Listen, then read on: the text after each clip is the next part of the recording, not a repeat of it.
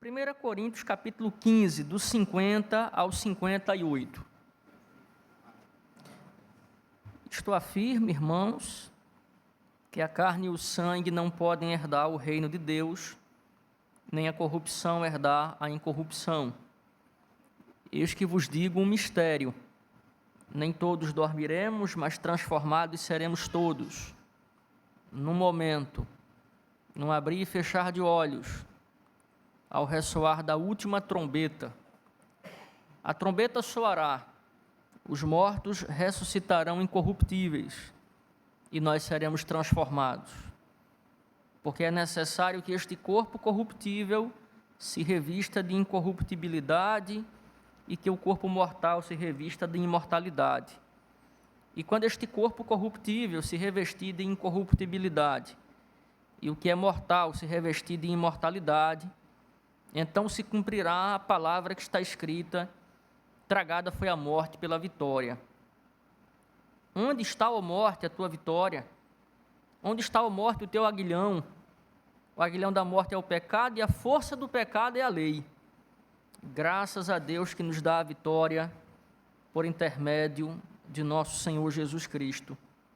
Portanto, meus amados irmãos, sede firmes e inabaláveis e sempre abundantes na obra do Senhor, sabendo que no Senhor o vosso trabalho não é vão. Há um grande estudioso, um grande erudito, um jovem erudito que tem dedicado a sua vida ao estudo da ressurreição de Cristo. Teólogo batista Michael Licona. E Michael Licona, ele, durante a última década, ele protagonizou 2 debates com um professor da Universidade da Carolina do Norte, chamado Bart Ehrman, um estudioso que, durante boa parte da sua vida, foi membro da Igreja Anglicana e depois, por razões que ele mesmo vai explicitar nos seus livros, ele disse que perdeu a fé. E eu estou falando de um estudioso muito competente, inclusive. E Michael Licona, ele conta num texto autobiográfico, numa carta aberta, que aqueles 2 debates mexeram com a fé dele. Impactaram profundamente os argumentos do seu antagonista, mexeram com a sua fé, e ele viajou sozinho para o estado do Arizona para ter uma conversa pastoral com um outro estudioso da ressurreição de Cristo, talvez o maior estudioso que a humanidade tenha conhecido sobre o tema da ressurreição, que é o professor Gary Habermas, que é vivo, um senhor já de mais de 60 anos. E lá conversa, além dos muitos argumentos que foram ali debatidos entre os dois, o professor Habermas disse uma coisa muito interessante. Para além dos argumentos, nunca se esqueça que Cristo ressuscitou ao 3º dia. Então, há questões na Bíblia que elas são difíceis mesmo, de difícil compreensão. Há questões, por exemplo, manuscritológicas, que impõem grandes dificuldades aos estudiosos. Mas a coisa mais importante e que deve trazer paz ao nosso coração, alento para a nossa alma, é a verdade inequívoca de que ao 3º dia Cristo voltou à vida. E talvez você diga para mim: mas eu sei que ele voltou à vida.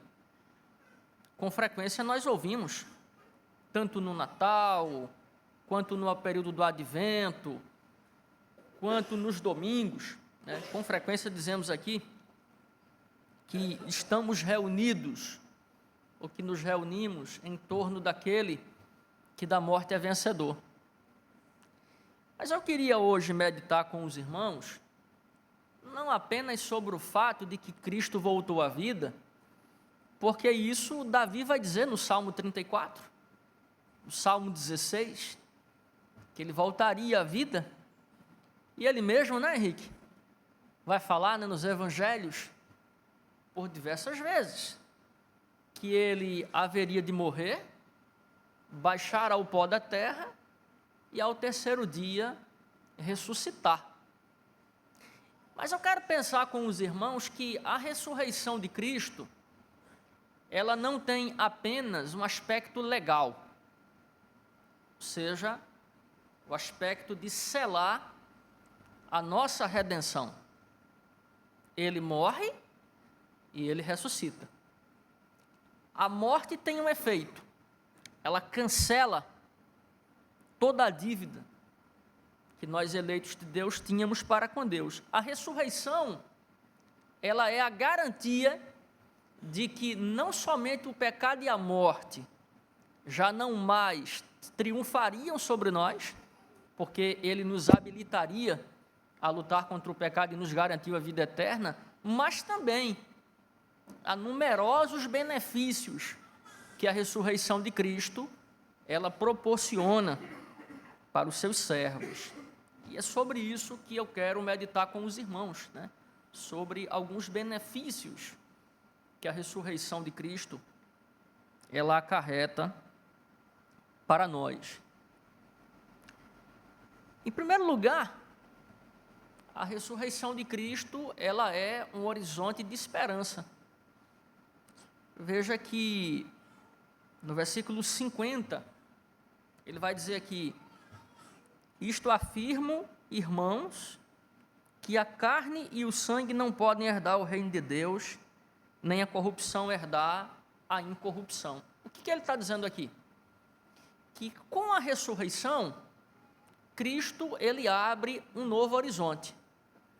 E quando nós falamos sobre ressurreição, nós estamos falando sobre um fenômeno, ou sobre um acontecimento, que ainda está por acontecer. Eu estou falando devagar porque eu extraí recentemente um siso e ainda dói um pouco, mas preste atenção nisso. A ressurreição é um fato que ainda vai acontecer. Mas a garantia de que esse fato vai acontecer se dá pelo fato de que Cristo voltou à vida.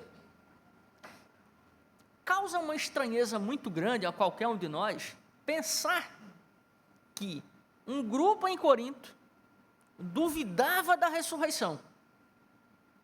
Havia um grupo malfadado que propagava a ideia de que a ressurreição dos mortos, ela não aconteceria. É por isso que Paulo escreve todo o capítulo.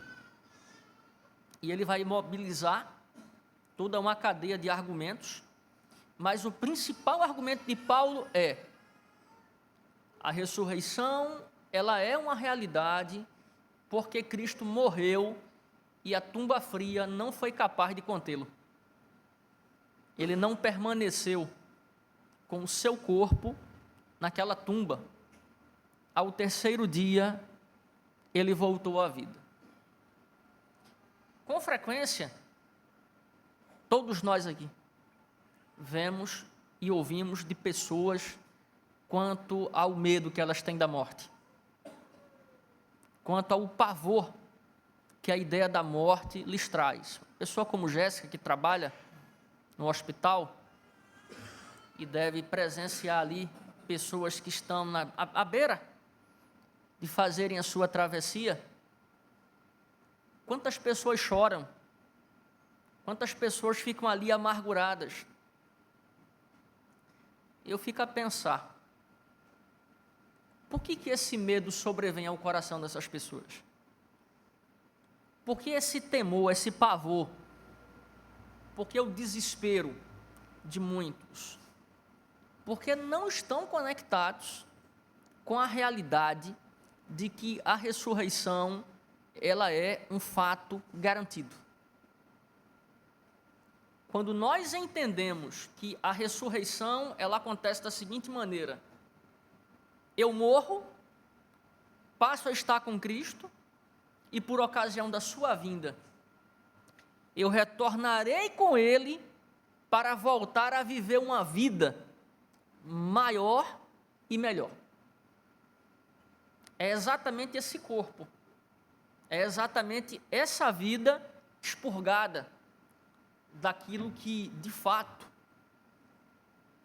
nos faz ter uma vida diminuta, que é a experiência da finitude, ou seja, essa possibilidade de que a morte, ela sobrevenha sobre nós. Eu não conheço nenhuma outra expressão que defina melhor o que é a morte. A morte é uma declaração de que a nossa existência é finita, de que nós somos atravessados por uma finitude e que a qualquer momento nós faremos a nossa travessia. E a gente só consegue se ver livre do medo da morte crendo na ressurreição. Então, como eu disse, ela não é apenas um fato legal, ela traz alento, ela traz esperança, ela nos faz olhar para o amanhã, ainda que esse amanhã imediato seja um cara a cara com a morte, com esperança e com a certeza de que a morte não tem a palavra final sobre as nossas vidas. Outra coisa que a ressurreição de Cristo, ela nos garante, é que nós vamos passar por uma transformação. Pensemos numa pessoa, por exemplo, que sofre de miopia, ou uma coisa ainda pior, que é o astigmatismo, muito pior, intolerância à claridade. Na ressurreição não vai haver miopia. Quer ver um problema sério que aflige grande parte dos brasileiros? Diverticulite, problema intestinal, terrível, gastrite, problema sério. São muitos os problemas, né, Jéssica? São muitas as doenças. Na ressurreição não vai haver doença. Na ressurreição vai haver vida em plenitude. E como é que essa vida vai acontecer? Ela vai acontecer por participação. Veja aí, do 51 até a primeira parte do 54. Eis que vos digo um mistério. Veja, isso não era conhecido da igreja, era um segredo. Nem todos dormiremos, mas transformados seremos todos. No momento, num abrir e fechar de olhos, ao ressoar da última trombeta. A trombeta soará, os mortos ressuscitarão incorruptíveis e nós seremos transformados. Porque é necessário que este corpo corruptível se revista da incorruptibilidade e que o corpo mortal se revista da imortalidade. E quando este corpo corruptível se revestir de incorruptibilidade e o que é mortal se revestir de imortalidade, então se cumprirá a palavra que está escrita: tragada foi a morte pela vitória. Então, a gente vai para os evangelhos, nós não vemos ali cenas de ressurreição. Nós vemos ali, pelo menos, 3 cenas distintas de ressuscitação. Por quê? Porque a ressuscitação é o voltar à mesma vida nas mesmas condições. É o caso de Lázaro, em Betânia, é o caso da filha de Jairo, é o caso daquele jovem que vivia na cidade de Naim, que era órfão de pai, mas que sua mãe, com a sua morte, ficou duplamente viúva. Então, Cristo vai ao encontro, ou é chamado para ir ao encontro, e ele opera ressuscitações. Que Paulo vai dizer o seguinte: ele é a primícia daqueles que dormem. Ele foi o primeiro a voltar à vida numa existência gloriosa. Quando ele veio de tal maneira, a encarnação é um milagre tão estranho à razão humana, que ele mesmo se proporcionou um corpo capaz de sucumbir à morte. Dele mesmo o entregar ao poder da morte. Quando ele volta à existência, ele volta num corpo glorioso. E, por participação, Paulo vai mostrar muito claro aqui, não é inerente a nós, é uma concessão da graça, é uma concessão de Cristo por meio da sua ressurreição, nós também viveremos essa experiência abençoadora que é voltar à vida no mesmo corpo, já não mais nas mesmas circunstâncias. Por quê? Porque não haverá mais a influência do pecado e não haverá mais o temor da morte. Então, as pessoas que hoje morrem de medo da morte, eu particularmente conheço algumas, você não pode pronunciar esse nome. Elas se borram de medo.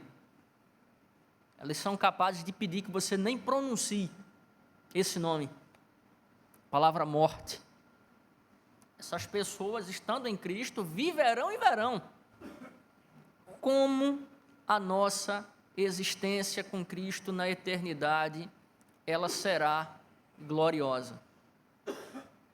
Aí uma pessoa falou para mim assim: pastor, as pessoas que morreram no mar, que foram tragadas por animais, pessoas que tiveram seus corpos queimados, todos aqueles que morreram em Cristo viverão essa mesma experiência. Serão trazidos de volta à vida. E uma vida, como eu disse, uma existência plena. Por quê? Porque ela será desfrutada na presença de Cristo, com Cristo. Então a morte, ela vai ser uma página virada. A morte que hoje traga a vida de pessoas, né? Muito recentemente, tivemos a oportunidade de participar do velório de uma jovem de 24 anos, numa quinta-feira. Na sexta-feira, lá vou eu para Cabroca, oficiar o velório de uma senhora de 63 anos. Então, essa experiência que nos atravessa, guarde essa palavra no seu coração, ela está com os dias contados desde que Cristo voltou à vida. O reinado de terror da morte, o reinado de terror do pecado, estão com os dias contados. Cristo voltou à vida. Cristo venceu. Olha o que o texto vai dizer aqui. Tragada foi a morte pela vitória. Isso aqui é uma citação de Isaías, capítulo 25, versículo 8. A morte será o último inimigo a ser tragado. Quando Cristo voltar, que o milagre da ressurreição, ele acontecer, o texto diz que a nossa existência mortal, ela será tomada pela imortalidade. O pecado, né, que nos assedia, ele será extinguido. Ele fala aqui, né, o que é corruptível será revestido de incorruptibilidade. Ou seja, nós seremos semelhantes a Cristo. Teremos um corpo glorioso e a partir deste corpo glorioso viveremos a vida eterna ao lado de Cristo. Ele ainda diz assim: onde está a morte, a tua vitória? Onde está a morte, o teu aguilhão? O aguilhão da morte é o pecado, e a força do pecado é a lei. O que Paulo está usando aqui? Ele está usando duas figuras de linguagem: a ironia e a diatribe. Ou seja, ele meio que personifica a morte, estabelece um diálogo fictício, mas ao mesmo tempo ele usa a ironia. É como se Paulo dissesse, esse temor que a morte promove a tantas pessoas, isso vai acabar. Ela não tem nenhuma razão para se jactar. Então, o que ele está dizendo aqui para nós muito claramente? Cristo morreu, ele voltou a viver e a sua ressurreição, ela nos dá garantias e promessas. E essa promessa vai se cumprir quando ele voltar. Gosto muito da expressão, eis que vos digo um mistério. Aqueles que estiverem vivos por ocasião da vinda de Cristo não morrerão. Esses não passarão pelo drama da morte. Um drama que até Cristo teve que passar. Eles serão, como diz o texto sagrado aqui, transformados, né? A palavra que aparece aqui, ela poderia ser descrita como uma mudança de estado. E, de fato, ele usa termos aqui que qualificam essa mudança, que é o revestimento. Então, quem nasceu forte, quem nasceu magrinho, e por aí vai. E vai voltar à vida, e vai vivê-la em plenitude. É por isso que no versículo 57 e no versículo 58, ele mais uma vez, ele vai falar sobre o caráter consolador e ao mesmo tempo, ele vai incentivar aqueles irmãos a permanecerem firmes na obra do Senhor, porque Cristo voltou à vida. Ele diz assim, graças a Deus que nos dá a vitória por intermédio de nosso Senhor Jesus Cristo. Saiba disso. Falei de manhã, na luta contra o pecado, você não consegue vencer sozinho. Já falei aqui, inventaram vacina contra tudo que é possível. Não inventaram vacina contra a morte. Não tem médico nesse mundo que possa fazer um morto voltar a viver. Não tem. Não inventaram ainda o elixir da vida. Eu estava lembrando daquele filme Anjos da Noite. Tem um dos filmes que a atriz principal, Selene, ela se associa a um outro vampiro e ele morre. E o pai dele fica irritado porque ele atribui a ela a causa da morte dele. E o que ela faz? Ela corta a mão, sim, corta o meio dele, coloca a mão sobre o coração e o sangue dela traz ele de volta à vida. Digo, se fosse assim, se fosse tão fácil, né? Trazer alguém de volta à vida. Não vai trazer. Na luta contra a morte, saiba, eu e você não temos como vencê-la. Mas Paulo disse assim, graças a Deus que nos dá a vitória por intermédio de nosso Senhor Jesus Cristo. Então, quando eu olho para o pecado, qual é o meu sentimento? Eu posso vencê-lo desde que Cristo me habilite. O que a ressurreição é, então? A ressurreição é um convite à humildade. Ela não é só um convite ao apaziguamento dos temores, não. Ela diz para nós que nós sejamos humildes. Quando nós olhamos para a morte, como é que nós devemos encarar a morte? Como um mal, como uma tragédia, mas devemos olhar para a morte agora como uma porta também. Eu morro para estar com Cristo. Eu estou com Ele em vida e eu estou com Ele na morte. E na morte Ele me garante que Ele venceu a morte e que ela não vai poder me segurar na tumba fria quando Ele retornar. Olha que coisa interessante. A morte, com seus grilhões, não conseguirá segurar você e eu quando Cristo retornar. nós vamos nos erguer no último dia. Adeus pecado, adeus a morte. E agora, uma eternidade com Cristo.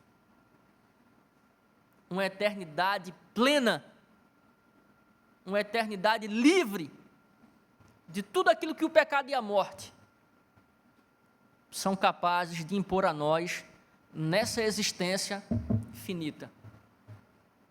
Eu quero desafiar você a perder o medo da morte.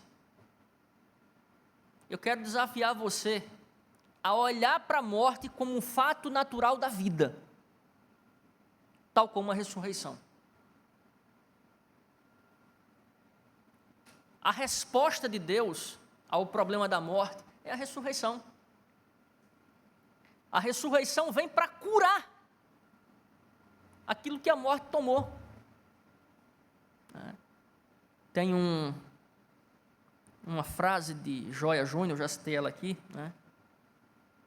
que ele vai dizer, eis a razão que motiva a paz. O meu Senhor sempre vive, então eu também viverei. Por isso que vale a pena trabalhar, vale a pena se afadigar, vale a pena fazer o que pudermos fazer na obra do Senhor, vale a pena colocar as nossas forças na obra do Senhor. Estava lembrando da irmã Rosângela, da irmã Silvana, do presbítero Paulo, da irmã Odileia, na sexta-feira, 11h da noite, depois de um dia de trabalho ali, preparando as lembrancinhas do encontro da SAF lá na igreja do Coramara. Vale a pena.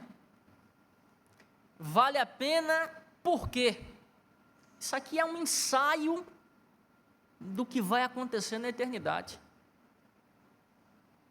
Isso aqui é o aprendizado, é o desenvolvimento da vida que vai ser vivida lá na eternidade.